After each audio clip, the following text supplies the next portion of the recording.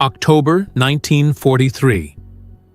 Bell Aircraft's factory in Niagara Falls, New York, hummed with activity as the first production P-63 King Cobras rolled off the assembly line.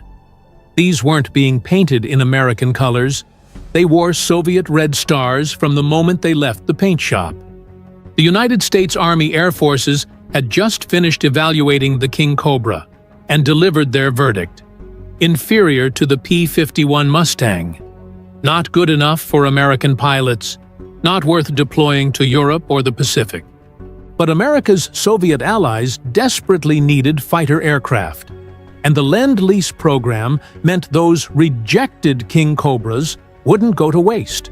All 2,397 of them, 72% of total production, would be shipped to the USSR via the Alaska-Siberia route, ferried by American women pilots to Great Falls, Montana, then handed over to Soviet ferry pilots who would fly them across the Bering Strait.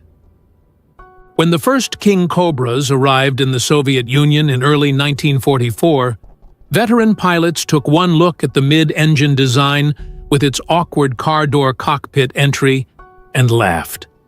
America was dumping its rejects on them. Another cast-off, just like its predecessor, the P-39 Airacobra, which the British had refused to fly, and the Americans used only reluctantly. Soviet test pilot Andrei Kochetkov was assigned to evaluate this gift from America. What he discovered in his first test flights would nearly kill the program entirely. To understand why the USAAF rejected the King Cobra so decisively, you need to understand what American fighter doctrine demanded in 1943. The strategic bombing campaign over Europe required long-range escort fighters capable of protecting B-17 and B-24 bombers at altitudes above 20,000 feet during missions deep into German territory. At those altitudes, the P-51 Mustang excelled. Its Rolls-Royce Merlin engine with two-stage supercharger delivered exceptional performance where it mattered most for American operations. The P-63, despite being superior to its P-39 predecessor in virtually every respect, still couldn't match the Mustang's high-altitude capabilities. The King Cobra was powered by an Allison V1 710-93 engine, producing 1,325 horsepower. Impressive at low altitudes, but its single-stage supercharger meant performance dropped dramatically above 15,000 feet. For escort missions over Germany, that was a fatal flaw. Before we continue, I'd love to know where you're watching from and what you know about the P-63 King Cobra. Leave a comment below and let me know if you'd heard this story before. And if you appreciate this level of historical detail, I hope you'll subscribe to the channel. The Soviets were already the largest users of the P-39 Airacobra, having received nearly half of the 9,500 produced. But the Airacobra had earned a mixed reputation: tricky handling characteristics, dangerous spin behavior, and that unusual mid-engine configuration that made experienced pilots nervous. The P-63 inherited all those design quirks. The engine sat behind the pilot with a long drive shaft running under his feet to power the propeller. The center of gravity was touchy. The spin characteristics were unpredictable. And now Bell wanted the Soviets to accept thousands more of these American rejects. When Andrei Kochetkov began putting the King Cobra through its paces at the test facility, the problems emerged immediately. During spin testing, a standard evaluation procedure, the aircraft entered a flat spin and the airframe started buckling under the stress.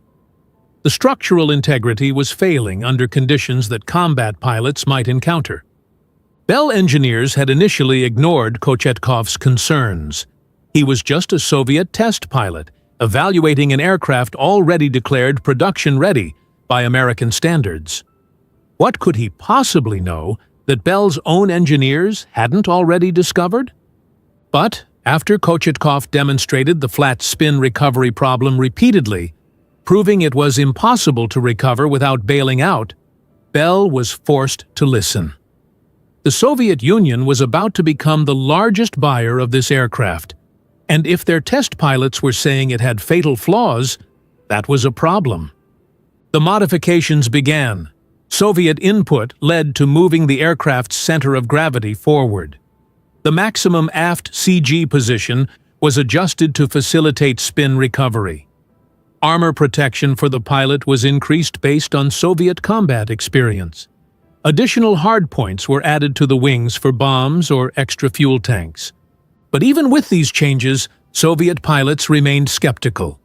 The P-63 was still fundamentally an American fighter designed for American doctrine, high-altitude operations supporting strategic bombing. What use would that be on the Eastern Front, where combat happened at altitudes the King Cobra wasn't optimized for?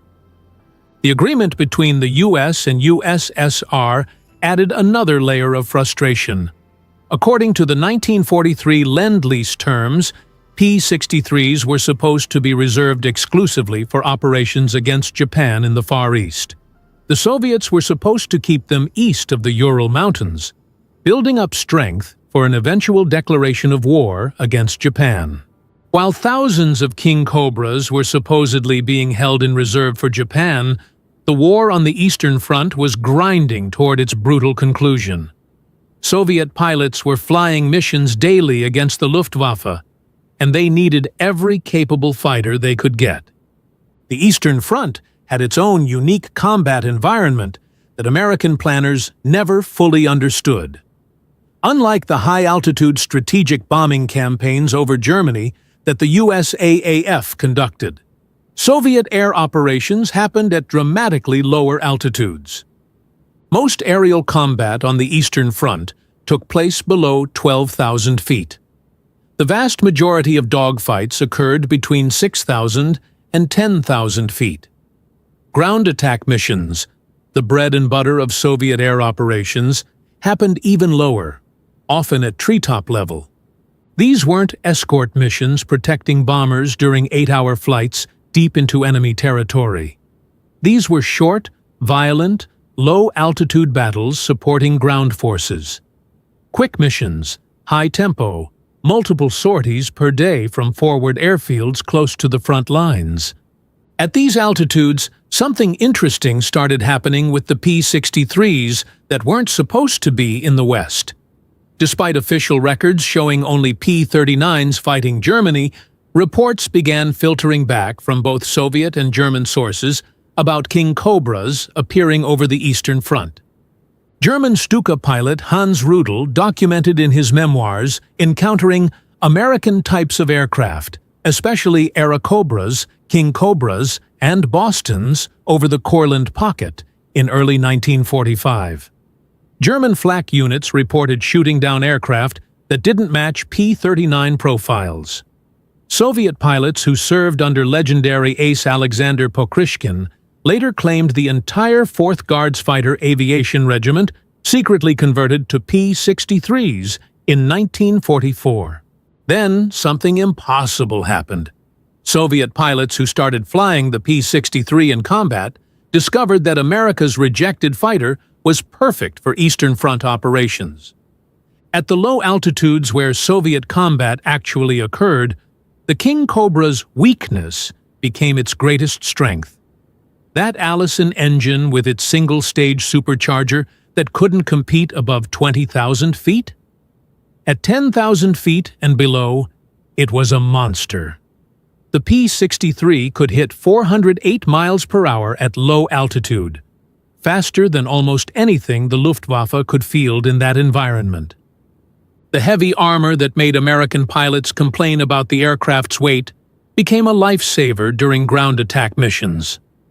The King Cobra featured an armored bathtub around the cockpit that could shrug off ground fire that would have shredded lighter aircraft. Soviet pilots who had once flown the notoriously fragile Polikarpov Ar-16 couldn't believe how much punishment the P-63 could absorb. And that 37mm M4 cannon firing through the propeller hub, the weapon American pilots found awkward and difficult to aim during high-altitude combat, became devastatingly effective in the low-altitude environment. Against German ground targets, armored vehicles, and low-flying aircraft, a single well-placed 37mm round could be catastrophic. The roll rate was exceptional, 110 degrees per second, better than the P-47, P-40, P-51, and even the Japanese Kawanishi N-1K2. In the turning, twisting dogfights at low altitude that characterized Eastern Front combat, that roll rate was life or death. Soviet pilots discovered they could dive the P-63 faster than anything Germany had. The structural speed limit approached 562 miles per hour, an insane velocity for 1944. If a German fighter got on your tail, you could simply point the nose down and disappear, knowing the Luftwaffe pilot couldn't follow without ripping his wings off. The sealed, heated cockpit was another revelation. Soviet pilots accustomed to freezing in open cockpits during Russian winters found the P-63's environmental controls almost luxurious. The good radios allowed coordination that Soviet-built fighters couldn't match. The tricycle landing gear made operations from rough forward airfields far safer than conventional tail draggers. The unofficial combat reports that leaked out told a story of systematic success. Soviet pilots were racking up victories in an aircraft that Americans had declared inadequate. The Soviets developed specialized group tactics for the Bell fighters that played to their strengths. Low-level intercepts of German ground attack aircraft, fast, slashing attacks on German armor columns, escort missions for IL-2 Sturmovix, where the P-63's speed at low altitude meant it could stay with the attack aircraft and still have energy to engage defenders. Pilots who had struggled with Soviet-built fighters found the P-63's handling characteristics more forgiving despite its quirks.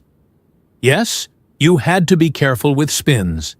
Yes, the fuel tanks in the wings could burn if hit, but the aircraft was stable, predictable, and forgiving of mistakes. Critical qualities when flying multiple combat missions per day from primitive airfields.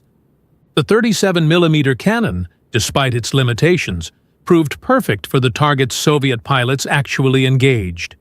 German bombers, ground attack aircraft, and reconnaissance planes couldn't withstand that level of firepower.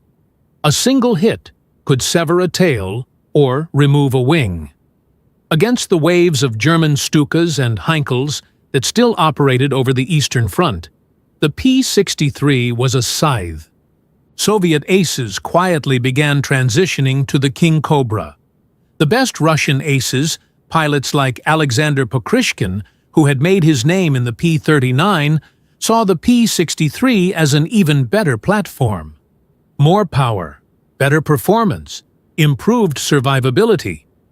By 1945, there were credible reports of P-63s in action at Königsberg in Poland and during the final assault on Berlin. German after-action reports documented King Cobras shot down by both fighters and flak. The evidence of widespread Eastern Front use became overwhelming, even as official Soviet records maintained the fiction that only P-39s fought Germany. When the Soviet Union finally declared war on Japan on August 9, 1945, the same day the atomic bomb fell on Nagasaki, the P-63s that had been officially reserved for this campaign finally saw documented combat. Operation August Storm, the Soviet invasion of Manchukuo, involved massive air operations across Japanese-held territory in Manchuria, Korea, and the Kuril Islands. The 17th Fighter Aviation Regiment, 191st Fighter Aviation Division deployed P-63s for escort missions, close air support, and ground attack operations. On August 15, 1945, the day Emperor Hirohito announced Japan's surrender, Lieutenant I.F. Miroshnichenko scored the King Cobra's first officially recognized air victory, shooting down a Nakajima Ki-43 Hayabusa off the coast of North Korea. Japanese air opposition was minimal by this point in the war. Japan had few fighters left to contest Soviet air superiority, but the P-63s proved their worth in ground attack missions. Their heavy firepower and armor protection perfect for strikes against Japanese positions. The 888th and 410th Fighter Regiments flew P-63s during the amphibious assault on the Kuril Islands, providing cover for the invasion fleet, a ramshackle collection of converted torpedo boats and freighters that needed all the air protection they could get. Soviet Navy P-63s operated over the Pacific, though they saw little combat. The war ended too quickly for the full force of P-63 units to be employed against Japan, as originally envisioned.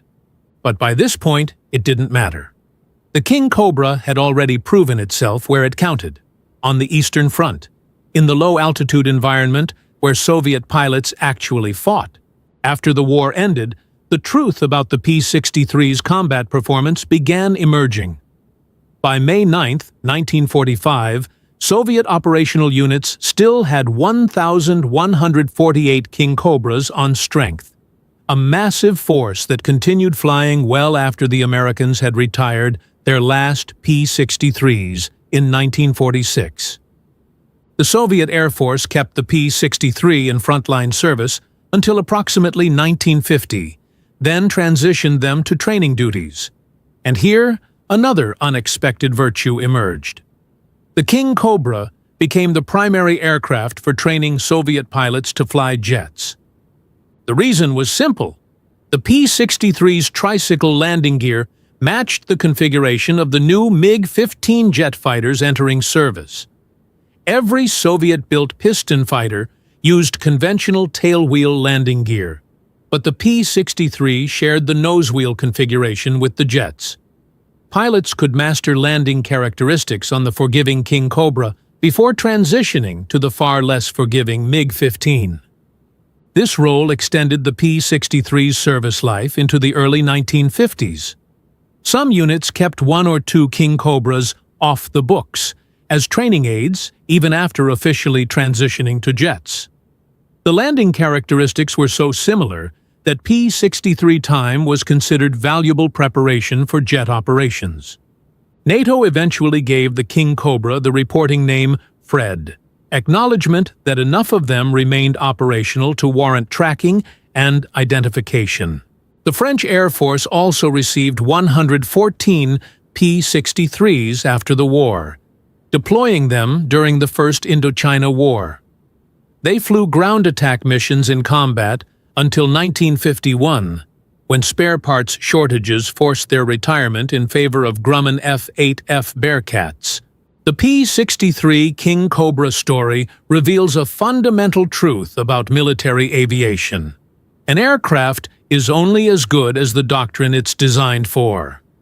American evaluators looked at the King Cobra through the lens of strategic bombing doctrine, high-altitude, long-range escort missions deep into enemy territory. By those standards, the P-51 Mustang was superior, and the P-63 was rightly rejected. But the Soviets fought a completely different war. Short-range, low-altitude missions supporting ground forces, high-tempo operations from forward airfields, multiple sorties per day in brutal conditions. For that mission profile, the King Cobra was nearly perfect. The aircraft that couldn't compete at 25,000 feet dominated at 10,000 feet. The heavy armor that made it overweight for American missions saved Soviet pilots' lives during ground attack runs. The 37mm cannon that was awkward in high-altitude combat proved devastating against low-altitude targets. Soviet engineers had initially been ignored by Bell, their concerns about spin characteristics dismissed, but their input eventually became critical to the P-63's development. The changes they demanded, improved armor, additional hardpoints, repositioned center of gravity, transformed the aircraft into something better suited for actual combat conditions on the Eastern Front. American women ferry pilots flew thousands of King Cobras from Buffalo to Alaska, many of them unaware of the combat success these rejected aircraft would achieve in Soviet hands.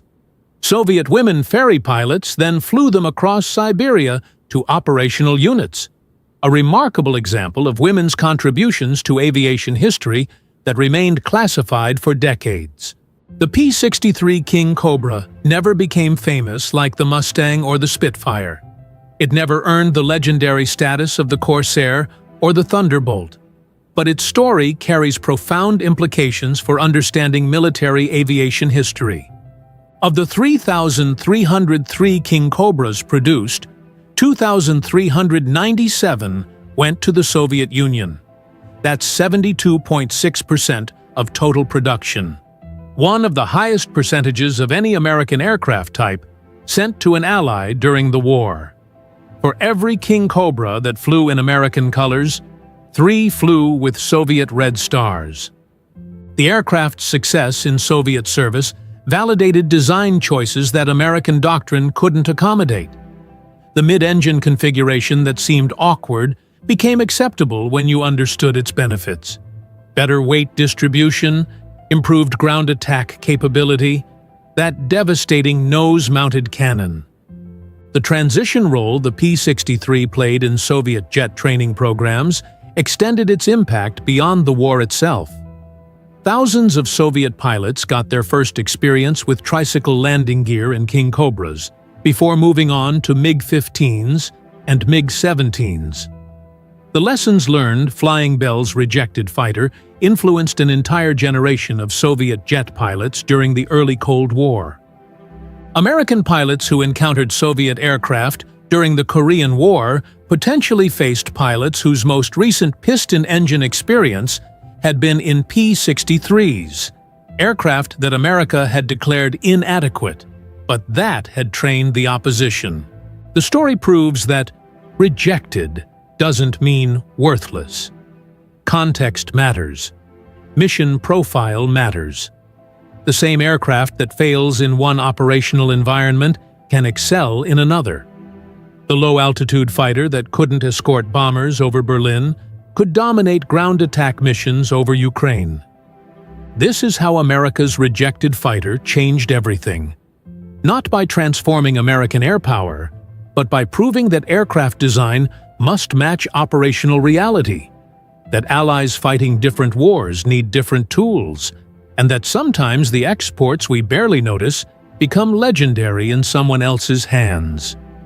By the time the last Soviet P-63s finally retired in the early 1950s, they had served longer, flown more combat missions, and influenced more pilots than anyone at Bell Aircraft could have imagined when they watched those first King Cobras rolling off the production line wearing Soviet red stars. The Americans saw a failed fighter. The Soviets saw exactly what they needed. And that difference in perspective changed everything. Lieutenant Robert Johnson saw the flash of sunlight on metal above him and knew instantly what it meant. 16 Focke-Wulf 190s were diving out of the sun at 12 o'clock high, and his P-47 Thunderbolt was flying tail-end Charlie, the most vulnerable position in the formation. The first burst of cannon fire caught him before he could react.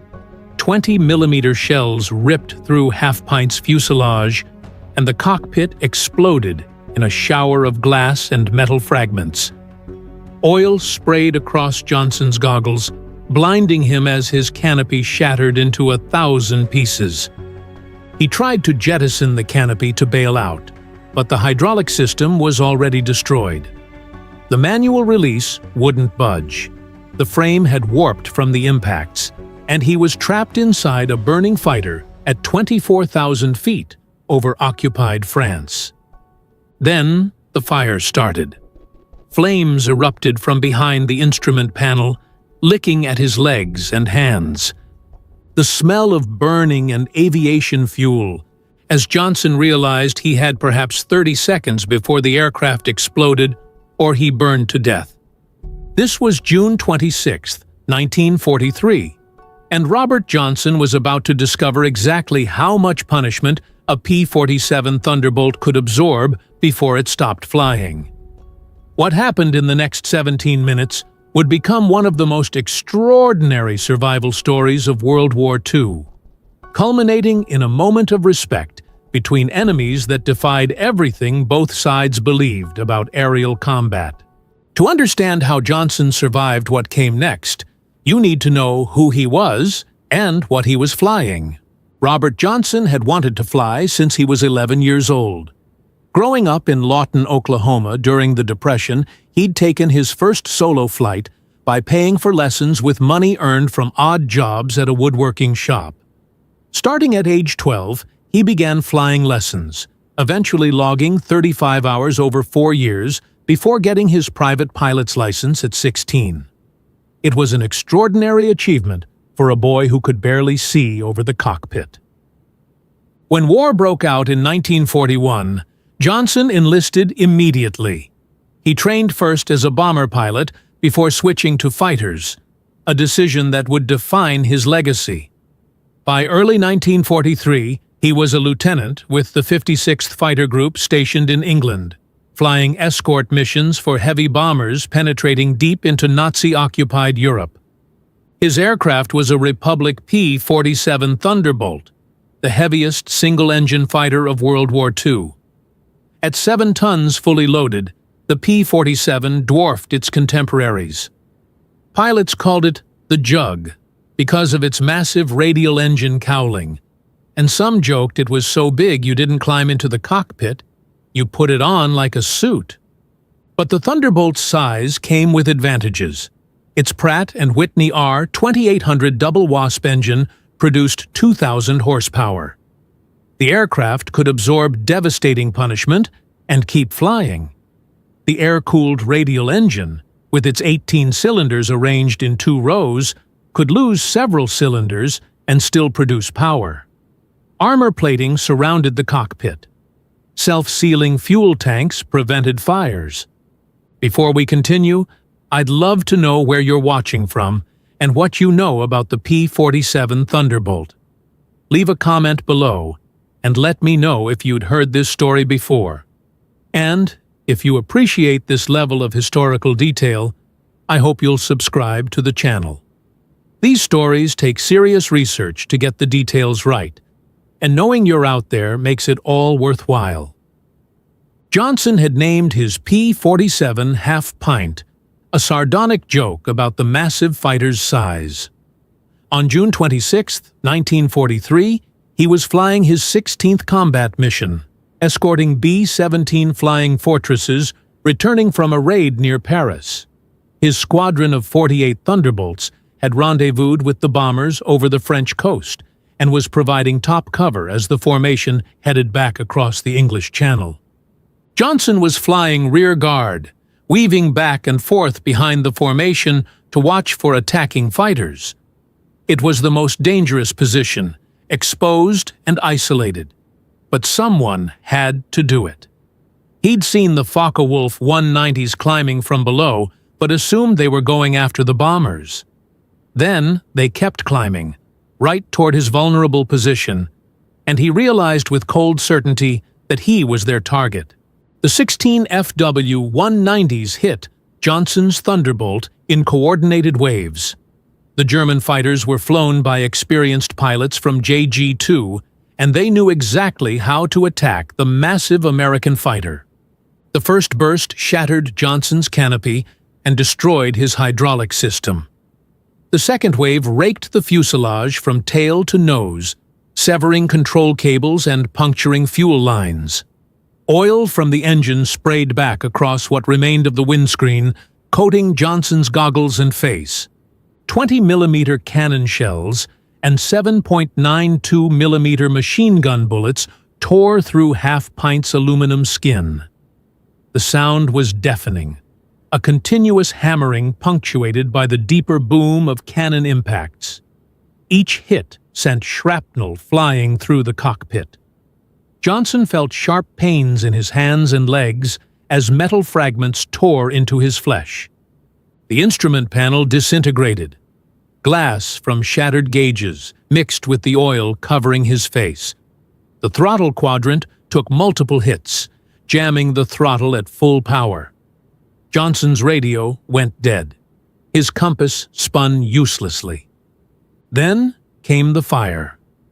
Flames erupted from behind the instrument panel where hydraulic fluid and fuel lines had been severed. The fire spread quickly in the 100-mile-per-hour wind stream, blasting through the shattered canopy. Johnson could feel his gloves beginning to smolder. The skin on his face felt like it was cooking.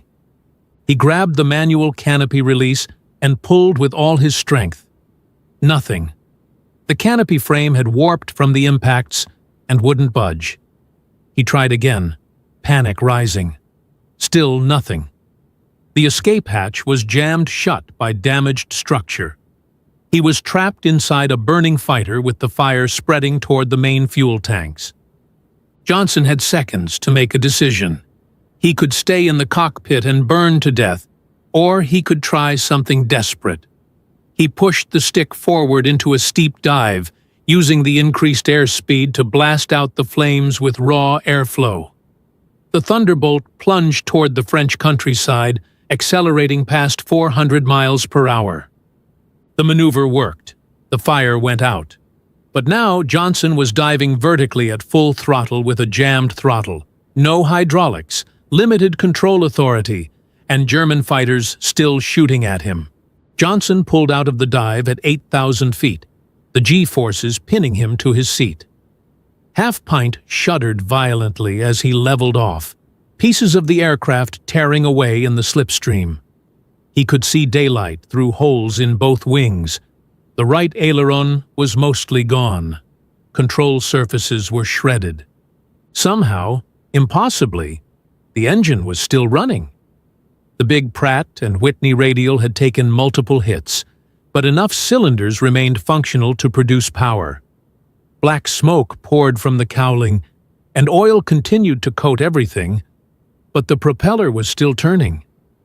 Johnson wiped oil from his goggles and tried to assess his situation. He was over enemy territory with a crippled fighter that by all rights should already be in pieces on the ground. His squadron was gone, disappeared during his dive. He was alone, wounded, and being hunted by the most lethal fighter pilots in the Luftwaffe. He turned west, toward the English Channel, toward home. Every control input produced unexpected results. The stick felt loose, disconnected. Several control cables had been severed, and Johnson was flying the Thunderbolt using trim tabs and sheer willpower. The aircraft wanted to roll left constantly. He had to hold full right stick just to maintain level flight. Then he saw it.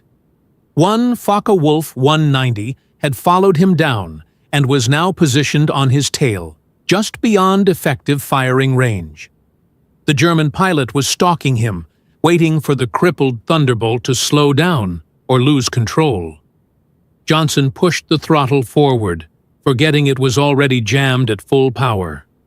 There was nothing he could do to go faster. The FW-190 closed the distance. Johnson saw the muzzle flashes as the German opened fire again. More impacts, more holes appearing in the wings. A chunk of his right elevator tore away. The Thunderbolt bucked and shook but kept flying. Johnson tried evasive maneuvers, but with damaged controls, his options were limited. Every turn bled energy he couldn't afford to lose. The German stayed on him, firing burst after burst. Johnson could see pieces of his aircraft flying off with each attack. He started counting impacts out loud, partially from shock, partially to stay conscious. 50 hits. 75, 100. The French coast was still minutes away. Johnson didn't know if Half Pint could make it another mile, let alone all the way across the English Channel. His hands were burned. Blood ran down his legs from shrapnel wounds. Oil and hydraulic fluid covered every surface, and the German was still shooting. The German pilot was methodical, professional. He would close to within 200 yards, fire a burst, then pull up slightly to observe the results before attacking again. Johnson could see him clearly through the oil-smeared remnants of his canopy. The FW-190 was pristine, undamaged, its mottled gray and green camouflage sharp against the blue sky. 120 hits. 150. Johnson kept counting, his voice hoarse.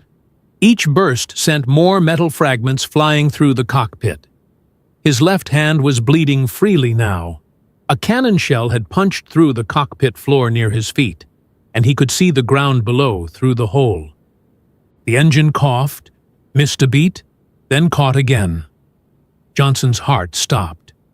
If the engine quit now, he was done. No power meant no control, and the Thunderbolt would enter a spin he couldn't recover from with damaged surfaces. But the Pratt & Whitney kept running, that massive radial engine absorbing punishment that would have destroyed any inline engine. Johnson crossed the French coast at 2,000 feet, the English Channel stretching ahead. 18 miles of open water between him and England. The German followed him out over the water, still firing. Johnson was beyond understanding why the Thunderbolt was still flying. The laws of physics should have torn the aircraft apart minutes ago. The structural damage was catastrophic. The engine should have seized.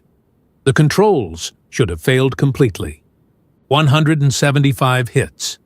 180. The FW-190 moved closer, the German pilot's frustration evident in his increasingly aggressive attacks. He was expending all his ammunition on this lone American fighter, and it refused to go down.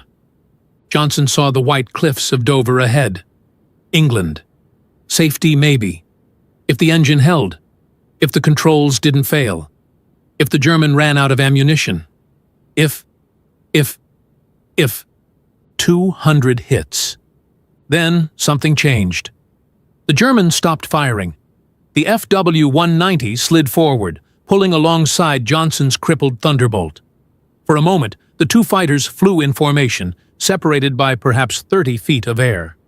Johnson could see the German pilot clearly through the Focke-Wulf's canopy. The German was staring at Half-Pint, his head moving as he assessed the damage. Both wings were shredded, with fabric and metal hanging in strips. The fuselage was riddled with holes. The tail looked like it had been attacked with a chainsaw. Hydraulic fluid and oil streamed from multiple punctures. It was impossible that this aircraft was still flying, yet here it was, somehow maintaining altitude and heading. The German pilot looked across at Johnson. Their eyes met for a brief moment across the 30 feet of sky separating them. Then the German did something that Johnson would remember for the rest of his life. He raised his gloved hand to his forehead in a precise military salute, held it for a long second, then banked away, heading back toward France, his ammunition exhausted and his fuel running low. Johnson was alone over the English Channel, flying a wreck that had survived over 200 hits and 21 cannon shells, saved by an enemy who had finally run out of ways to kill him. The moment that German pilots saluted Robert Johnson and turned away marked more than just one pilot's survival. It represented a fundamental shift in how both sides understood the air war over Europe. The German pilot's identity remains debated.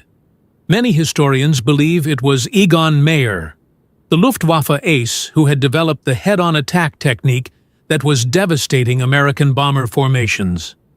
Meyer was known for his tactical brilliance and his professional respect for worthy opponents. He was flying in that sector that day, and the methodical, precise attacks matched his known style.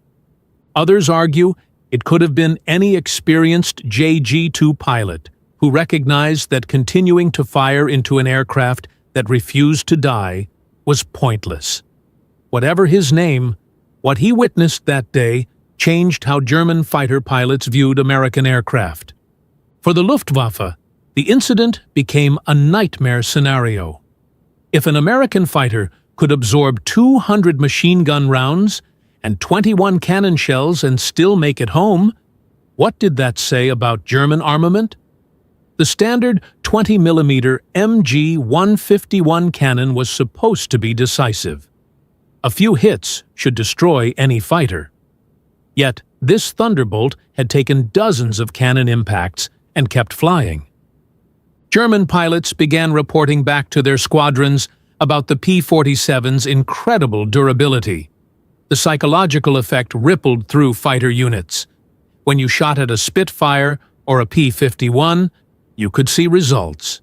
Control surfaces would tear away. Coolant would stream from punctured radiators. Engines would seize. But the P-47 just kept coming. What Johnson didn't know as he nursed half-pint across the English Channel was that his survival was proving something Republic aviation engineers had been claiming for months. The P-47 wasn't just big and heavy. It was the most survivable fighter in the European theater. And word was spreading fast. The salute itself was significant beyond the moment. In an era of total war, where mercy was rare and survival was everything, that German pilot had made a choice. He'd exhausted his ammunition trying to kill Johnson. He could have rammed the crippled Thunderbolt, a tactic some desperate Luftwaffe pilots were beginning to employ. Instead, he'd acknowledged the impossible, saluted an enemy who had somehow defied death, and withdrawn. It was the kind of moment that reminded both sides that beneath the propaganda and hatred, they were all pilots. Men who understood what it took to strap yourself into a machine and fight at 400 miles per hour, where mistakes meant instant death. The salute was one professional acknowledging another's skill and luck in equal measure. But there was something else the salute revealed. The German pilot was out of ammunition and possibly low on fuel, and he knew it. The salute wasn't just respect, it was resignation. He'd done everything possible to kill Johnson, used every bullet and shell, and the American was still flying. What else could he do but acknowledge the impossible and go home? For American pilots hearing the story later, Johnson's survival became instant legend. It validated everything they'd been told about the P-47's toughness. If Johnson could take 200 hits and make it home, maybe they could too. The psychological boost was immeasurable. Confidence in your aircraft makes you a better pilot, more willing to press attacks, less likely to break off prematurely. The Germans, meanwhile, faced the opposite problem. If standard ammunition loads couldn't reliably kill P-47s, what would? Some pilots began advocating for heavier 30mm cannons, but those had lower rates of fire and more limited ammunition capacity. The problem had no easy solution, and it meant every engagement with Thunderbolts carried increased risk. Johnson crossed the English coast at 1,500 feet, barely maintaining altitude. Half-Pint was dying slowly. The engine was running rough, multiple cylinders damaged or destroyed. Oil pressure was dropping. The airframe shook continuously, structural integrity compromised by hundreds of holes and severed components. He'd been flying for 17 minutes since the initial attack. Every second he expected catastrophic failure. A wing could fold. The engine could seize. A control cable could snap. But somehow, the Thunderbolt held together, that massive airframe absorbing punishment that would have destroyed lesser aircraft. Johnson's group was operating from RAF Manston as a forward base that day on the Kent coast. He headed there on a direct line, unable to maneuver if he encountered any problems. His landing gear was hydraulically operated, and the hydraulic system was destroyed. He'd have to do a belly landing, sliding the 7-ton fighter onto the grass on its belly. Other pilots from his squadron had made it back and were circling the field, low on fuel, but waiting to see if Johnson would appear. They'd seen him go down under the initial attack and assumed he was dead or captured. When they spotted Half-Pint approaching the field, trailing smoke and oil, barely maintaining altitude, the radio chatter was incredulous. Johnson set up for his approach. With no hydraulics, he couldn't lower his flaps, which meant he'd be coming in fast. The damaged control surfaces made precise flying impossible. He'd get one chance at this landing. He lined up with the grass runway, the Thunderbolt wallowing through the air like a wounded whale. The engine coughed again, and Johnson's grip tightened on the stick. Not yet. Just a few more seconds. Give me a few more seconds. Half-Pint crossed the runway threshold at 140 miles per hour.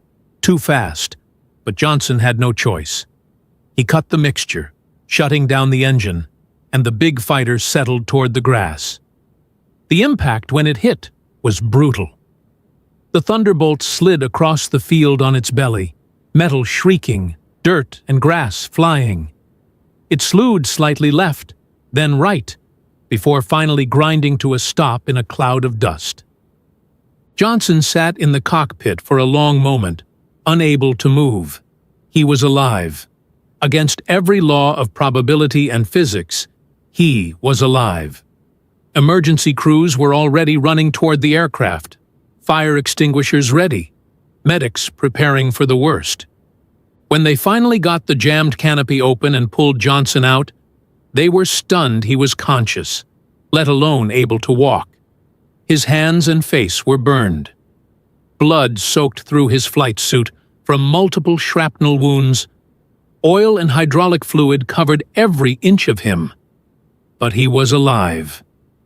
Then the ground crew began examining Half-Pint, and the true scope of what had happened became clear.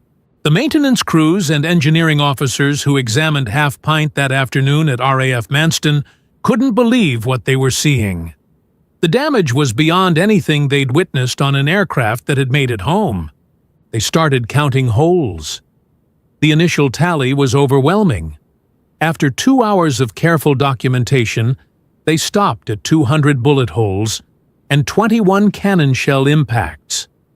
The actual number was likely higher, but some damage overlapped, where multiple hits had struck the same area, making accurate counts impossible. Both wings looked like Swiss cheese. Fabric covering on the control surfaces hung in tatters. Several ribs were completely severed. Hydraulic lines, electrical wiring, and fuel lines had been cut in multiple locations. That the wings hadn't folded under flight loads was itself miraculous. The fuselage damage was even more extensive. Cannon shells had punched completely through the aircraft from side to side. The radio compartment was destroyed. The armor plate behind Johnson's seat had stopped at least 3 rounds that would have killed him. The tail section had absorbed dozens of hits, with the rudder barely attached. The engine told its own story. 7 of the 18 cylinders were damaged, 2 completely destroyed. Oil lines were severed in multiple places. The accessory section had taken direct hits. Cooling baffles were shredded. Yet the Pratt & Whitney R2800 had continued producing enough power to keep the aircraft flying for 17 minutes and nearly 60 miles. Republic Aviation had designed the P-47 with redundancy and survivability as core principles, but even the engineers who built it were amazed. Their worst-case scenario testing hadn't anticipated this level of damage. Half-Pint had absorbed punishment that exceeded every design parameter and kept flying. The aircraft was officially declared beyond economical repair. The structural damage was too extensive, and wartime production priorities meant it made more sense to build a new aircraft than restore this one. Half-Pint was photographed extensively for training and publicity purposes, then scrapped for parts. But those photographs would travel across every American airbase in Europe. Pilots studied them, traced their fingers over the documented holes, and realized with absolute certainty that the P-47 Thunderbolt could take them home when nothing else would. Johnson was treated for burns and shrapnel wounds in the base infirmary. Doctors recommended 2 weeks of recovery. He was back in the cockpit 5 days later, flying a replacement Thunderbolt on another bomber escort mission. The word around the squadron was simple. If Johnson could survive 200 hits, none of them had any excuse for not pressing home their attacks. Robert Johnson's survival on June 26th was remarkable, but what came next proved it wasn't luck. Over the following 11 months, he systematically validated everything the P-47 Thunderbolt represented. He flew mission after mission, engaging German fighters with an aggression born from knowing exactly what his aircraft could endure. His kill count climbed steadily. By May 1944, Johnson had 27 confirmed aerial victories, making him one of the top American aces in the European theater. More significantly, he'd surpassed Eddie Rickenbacker's World War I record of 26 kills, a benchmark that had stood for a quarter century. Johnson became the first USAAF pilot in World War II to exceed Rickenbacker's mark, an achievement that made headlines back home and boosted morale across American air forces. His tactical approach evolved from his June 26th experience. He understood intimately what the P-47 could survive, and he used that knowledge to press attacks other pilots might have broken off. When engaging Focke-Wulf 190s, he didn't flinch when taking hits. He knew that unlike German fighters with their vulnerable liquid-cooled engines, his radial could lose cylinders and keep running. Johnson specialized in head-on attacks, a tactic that required nerves of steel. 2 fighters approaching each other head-on had a closing speed of over 600 miles per hour. You had perhaps 2 seconds to line up, fire, and break away. Most pilots couldn't handle the psychological pressure. Johnson thrived on it. His June 26th experience had burned away any fear of taking damage. The 56th Fighter Group, Johnson's unit, became the highest-scoring P-47 group in the European theater, with 674 confirmed kills by war's end. Johnson's example of aggressive tactics and faith in the Thunderbolt's durability spread throughout the group. Pilots knew that if they took hits, the aircraft would probably get them home. By May 1944, Johnson had flown 91 combat missions. He'd been recommended for rotation back to the United States multiple times, but kept volunteering for additional missions. Finally, the Army Air Forces made it an order. They needed his experience for training new pilots, and they couldn't risk losing him in combat after he'd become such a valuable propaganda asset. Johnson returned to the United States in May 1944 and spent the remainder of the war touring Republic aviation factories, speaking to workers about how their craftsmanship had saved his life. His message was simple and powerful. Every rivet you set, every panel you align, every system you install could be the difference between a pilot living or dying. The workers heard him. The man standing before them was living proof that their work mattered. After the war, Johnson became a test pilot for Republic Aviation, putting his intimate knowledge of the P-47 to work, evaluating new variants and improvements. He helped develop training procedures that emphasized the Thunderbolt's survivability characteristics. His insights influenced the design of post-war fighters, particularly regarding pilot protection and structural redundancy. The story of Robert Johnson and Half Pint became one of the defining narratives of American air power in World War II. It proved something that goes beyond statistics and specifications. When your pilots trust their aircraft absolutely, they fight more effectively. The P-47 Thunderbolt's reputation for toughness was already established before June 26, 1943. But Johnson's survival elevated it to legend. Throughout the European theater, pilots knew that the Jug would bring them home. That confidence translated into tactical aggression that German pilots couldn't match. Luftwaffe veterans interviewed after the war consistently mentioned the P-47's durability as a psychological factor. When you hit a Thunderbolt, you expected to see results. Instead, it kept coming. That created hesitation, split-second doubts that could be fatal in air combat. Some German pilots admitted they'd broken off attacks on damaged P-47s, assuming other fighters had already delivered killing blows, only to learn later that the Thunderbolt had made it home. The German pilot who saluted Johnson was never conclusively identified, though the Egon Meyer theory remains most widely accepted.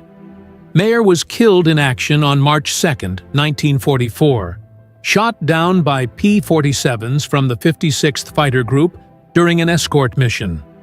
He died with 102 confirmed victories, one of Germany's top aces, but his final months of combat were marked by increasing frustration with American fighter durability. Republic Aviation used Johnson's story extensively in their marketing and documentation. Photographs of Half-Pint's damage appeared in training manuals, war bond promotional materials, and post-war histories. The aircraft became the symbol of everything Republic had tried to achieve: a fighter that could absorb catastrophic damage and still complete its mission. Johnson himself lived until December 27, 1998, passing away at age 78. He'd spent decades after the war speaking about his experiences, always emphasizing the quality of American engineering and the bravery of his fellow pilots. His 1958 memoir, Thunderbolt, co-authored with Martin Caidin, became a classic of aviation literature, introducing new generations to the reality of air combat over Europe.